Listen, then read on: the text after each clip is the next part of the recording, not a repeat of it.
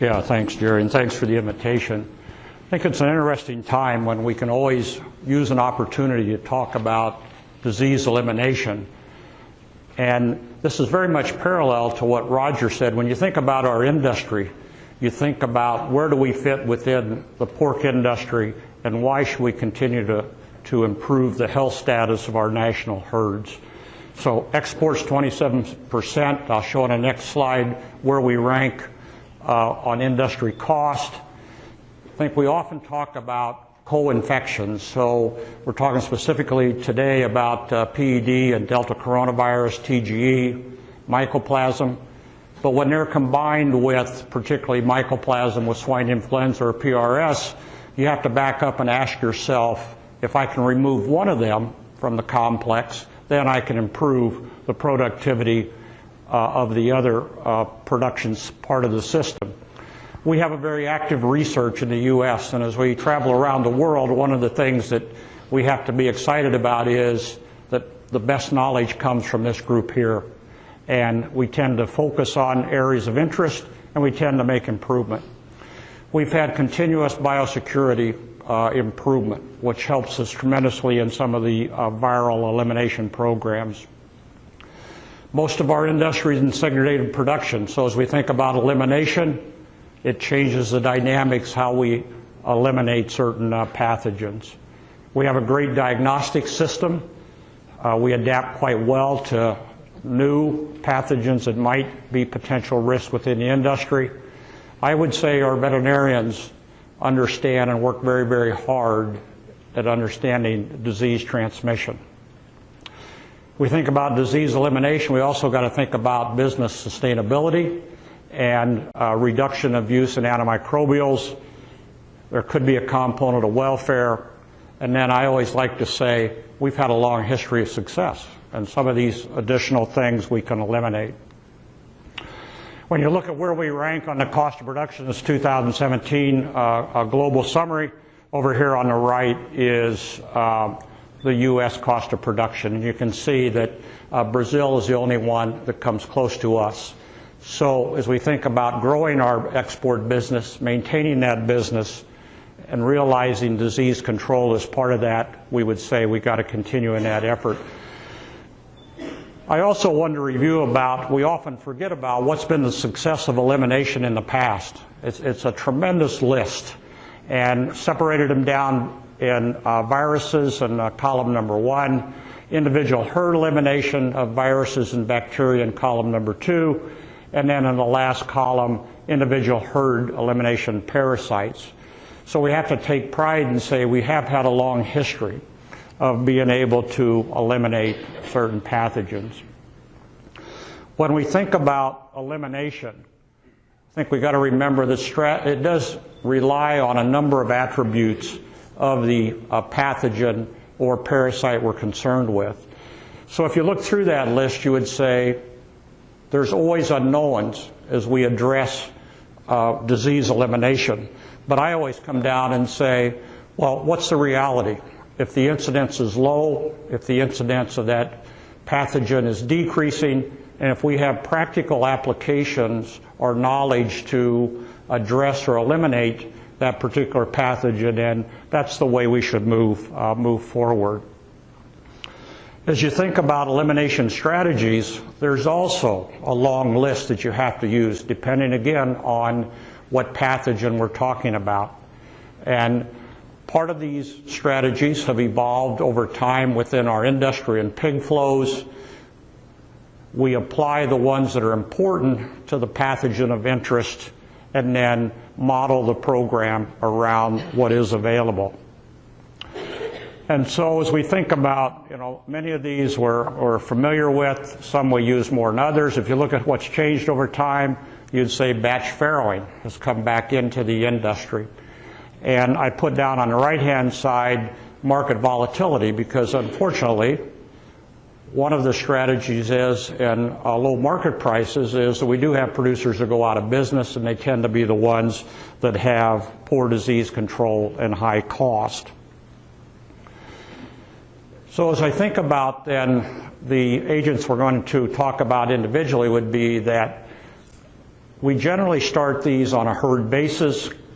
We get confidence so we can eliminate the pathogen on a herd basis. We extend that out then to additional herds either within a system, move it to an area or region, and then just continue to extend that.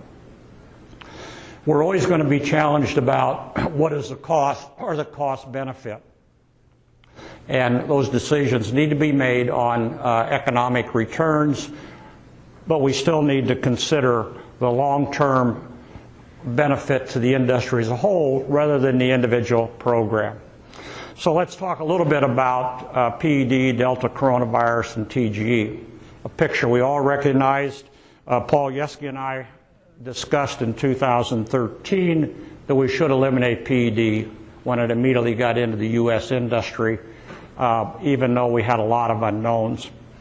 Two different information sources. If you look at the positive rate or the incidence rate of PEDv, it continues to be quite low. It does have a seasonal influence. If we look at the SDRS, where we expect an increase in cases during the winter, both in the breed to wean and the wean to finish, but the overall trend line continues to go down just by the steps that we're putting in place on biosecurity. And I think we have to, again, use this as the basis to say it is a stimulus for us to eliminate that virus out of the industry. Similar pattern with Delta coronavirus, which we remember entered right after PED, but the same trend line with a declining number of positive rate cases over the last 3 years. If we think about the positive cases we have today, they tend to be clustered geographically in two areas, at least in the breed to wean. Hopefully you were able to attend Van der Waals' presentation where they're looking at those clusters, and about 50% of those positive cases are within 2 counties within those areas. So again, suggesting that it is confined to a location or a general area, and then opens up the opportunity for elimination out of the industry. So if you look at the predictors that's come out of that preliminary study is that pig movements into the sow unit are risk factors, certainly the PED status of the origin of the farm, pig movements into the neighboring areas, defined as 5 kilometers, related to the PED status of the origin farms, hog farm density in the area, and then the temperature and reflecting the time of the year. So as we think about PED and Delta coronavirus, again, we've been very, very effective as an industry eliminating the virus out of the individual herd. And I would say that's similar whether it's an acute outbreak or endemic herds. We've been able to eliminate the virus out of large populations, even though they've been endemic for 1.5 to 2 years. The same strategy, though, is what we call an accelerated program by removing the suckling pigs at birth for a defined time period, doing natural exposure and sanitation continues to be quite successful. Then in the high-risk areas, as we know, we still have ongoing natural exposure of the virus to the growing gilts. That's done in order to reduce the losses if there is active PED and Delta coronavirus in those areas. That's something that needs to be decreased and finally diminished over time in order to make the program successful. And we've got to continue to intensify the biosecurity of transport, barns, and individual sites. So what would be a strategy to go forward for elimination on a regional and national program? We got to identify the positive sites. We identify a number of them today, but particularly on the wean to finish sites, those often go as non-identified. We need to expand the individual herd to area cooperation, particularly in those cluster areas. Individual plans for the positive site, they exist today. They've got to be based on intensification of biosecurity, people movement, particularly transport of the slaughter pig, and then site sanitation, disinfection, and drying. The plan needs to include a short-term plan for biosecure exposure and monitoring of those replacement gilts. In the cases where we're involved in, as long as the gilts are exposed at a young age and monitored through oral fluids, I'm not aware of any sow herds that have become infected through that process. But it has to be done in a biosecure area, otherwise the cluster then occurs. And we need a timeline for discontinuation of the replacement animal exposure. We also need continuing mitigation of the ingredient risk, and we need ongoing investigation of new cases that do occur. So as I think about the pros of the elimination program, I would say definitely the tools are available to eliminate PED, Delta coronavirus. We talked about the geographical clusters, but in most of the pig-dense areas, actually, the incidence is quite low. We don't see any MLV vaccine on the horizon, so we don't see another intervention that is going to be readily available. And what's the cons of the program? Well, harvest risk at slaughter plants will remain a risk that we have to manage. I tend to think about it as a short-term risk, because if our wean to finish barns go positive quite early, by the time those pigs are going to slaughter, they're generally negative to Delta coronavirus and to PED virus. We likely need to go in and look and be sure in the wean to finish flows that there are not indel virus in there that were showing up positive, which again would then link back to our gilt exposure program in certain areas. The cull sow station and transport risk needs to be managed more aggressively than it is today. And then I think you always have some of these unknowns. If you look at the cases that have come into Manitoba, I've not seen where they believe the index was within that last cluster of outbreaks. I believe that it did move by transport after it entered. So what's the strengths? Well, it's a high probability of success for the industry. I think it takes just a coordinated effort. The tools are available at quite low cost. The rate of infection is low, and the prevalence is decreasing year on year. What are the challenges? Well, I think we'll get pushback that if you have 100% naive populations during this time period where extreme high profitability, that might not be the time to do it. I would argue just the opposite. High profitability right now to remove these viruses. We still have excellent margin going forward. Transport and harvest risks remain, but over time we continue to manage those more tightly. There's an unknown on fly and aerosol transmission, at least in terms, but I would say it remains to be quite low risk, and the same way with manure risk. Only one comment on TGE, because if you look at the case of positives coming out of the diagnostic labs, it's almost eliminated itself. So the rate is very, very low. I just want to remind myself that Barry Wiseman in 1989 had the program for eliminating TGE virus in the individual herd, and certainly we know that's got extended out. Okay, the second part we want to talk about is Mycoplasma pneumoniae. Good contrast to the viral pathogens on an elimination program.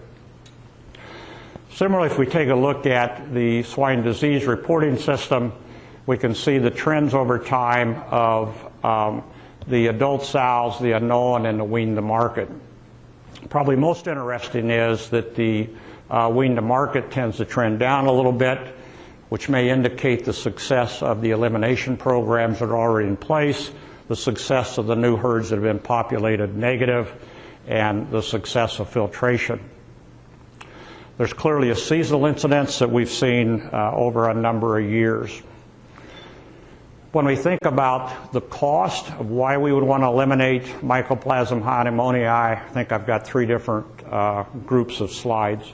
One would be Yeski's group and Swine Vet Center, and this one, report in conjunction with Linares, showed a cost on our payback, I should say, on 3.12 months and a medication cost of 11 months on the cost. Today we have wide availability of negative stock. I know we ourselves have not populated in new farms except with only negative Mycoplasma pneumoniae. There's a low probability of reinfection, and a very high percentage of those herds have now stayed negative for 2+ years. When we think about the cost, this was presented by Swartz in 2015 here when he compared his negative to positive flows. So in positive rate number 1, $2.58 per head difference. Positive flow number 2, $2.83 difference. In Melissa Hentz recently reported in the Mashoff system, when she looked at the difference in cost again, totaled up $4.44 between the negative and the positive flows. When we think about then what about the risk of reinfection, one of the key components that came forth was the Yeski study, Paul's study, which looked at what is a lateral infection, because for years we thought that aerosol transmission, and particularly in pig dense areas, is going to be the method that we were going to continue to contaminate growing pigs. We now know from that study that many of those populations actually stayed negative. So for me, that was a key driver, that the cost that's spent to eliminate it from the sow herd would carry through on an ongoing basis into the wean to finish flows. Melissa also reported when she looked down the breakdown a little bit differently in terms of where does that benefit come from on a per pig basis, on average daily gain, feed per gain, mortality, reduction in vaccines, reduction in medication, and that particular grouping then was almost $5 per wean to finish pig. This is just a typical program that we're used to today as we think through the Mycoplasma elimination on an individual herd basis. So as we think through the pros of a national program, we would say, yeah, the program's doable. Certainly small countries in Europe, much smaller sow herds, but we have been successful on a countrywide basis. The success within our veterinarians within the U.S. on very large herds has been quite similar. Tools and technology for elimination are available. Mentioned lateral transmission doesn't seem to occur very frequently. And we continue to see an ongoing trend on that evaluation and want to take advantage. I mentioned at the start of the presentation that co-infections, if we would add that onto the Mycoplasma data, would really elevate the cost. What are the cons or the negatives? Well, we still have infections that can be subclinical, and they can go unnoticed for quite a period of time. So it always opens up the question about when does a herd actually become infected. The endemic nature of the infection makes it difficult for some to see the need to eliminate it, but as we generate more cost benefit, I think we'll continue to change that trend. I would say that the elimination programs are actually become relatively low cost. They can be high labor if we're including both treatment of the entire sow herd as well as the suckling pigs for a short period of time. Tremendous improvements in diagnostics. We'll just continue to understand the right sample frequency, and the detection that does occur. So as I think about the strengths of a national program, well, I think there's a high probability of success. over the last 3 years, tremendous improvement, Maria's group and others out in the field. The rate of reinfection is low. So again, good chance of ongoing success. We have quite high return on investment. Varies depending on which of the programs we use. And we know that the more intense programs have a higher success rate than the lower programs, but one could argue that even if we have to redo the less intense programs, the overall cost is quite low. As we move toward antimicrobial reduction of usage, removal of this pathogen contributes greatly to the success of that program. We've just moved forward with at least a breeding herd classification, which will be helpful just to provide clarity for everyone throughout the system and throughout the production in the U.S. I think we've shown recently through Maria's groups and others that their tracheal sampling improves the surveillance, so our detection rate is much better. We can look at whether there's different strains that are developing through the sequencing, and we have an effective vaccine and antimicrobial program that makes it successful when coupled with a herd closure and potentially a breeding project. So as I think about the challenges and opportunities, well, I think many of our producers still believe it's a disease we can live with, and if there's only low prevalence out in a grow finish, maybe not as an acceptance of what that cost actually is. There's always some apprehension about lost productivity, but I think we have provided the information over time that with a breeding project and with managing the program correctly, that loss of production is not an issue.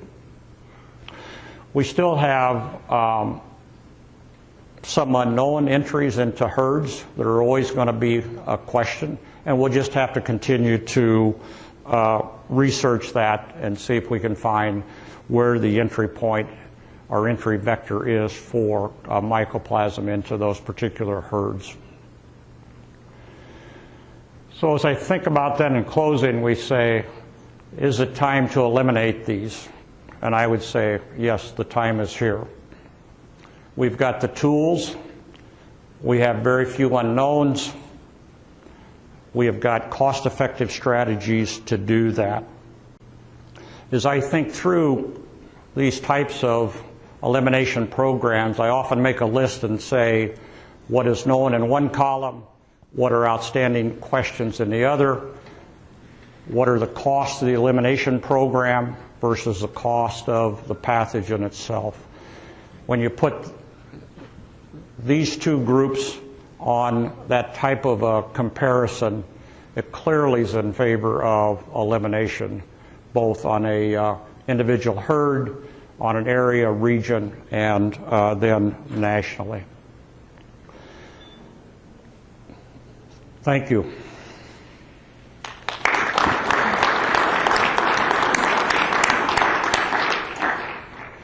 Thank you, Joe. Do we have any questions from the audience on this bold proposal? Yes, please wait for the microphone. Joe, when you think about diseases like Mycoplasma and PED, where the cost of the disease is disproportionate to either the sow farm or grow finish, as in one side doesn't care as much about it as the other. For an integrated system, that's pretty easy because they see the entire value proposition. But what do you think about producers that just exist on the grow finish side or just exist on the sow side? Yeah. So I think, Clayton, we still have to look at that as a combined benefit to both. And we really have to look at that as a long-term benefit versus a short-term benefit. So I think if we take Delta coronavirus maybe as the easiest example, we would say the cost is quite low on the wean to finish side. But as we think about the industry as a whole and the risk of cross-contamination through transport, we would say we need to link those costs back together. I think the other part of the question would be, too, Clayton, would be what about a farrow to finish farm, which is going to take a different type of program, might take an entire exposure program or removal of pigs for 6 to 8 weeks out of the growing phase once the sow herd is stabilized in order to get the virus out of the facilities themselves. And so that's a cost that we have to also adjust up and figure out whether that's benefit not only to the individual producer, but then to the industry as a whole. Other questions? Joe, I think very important talk.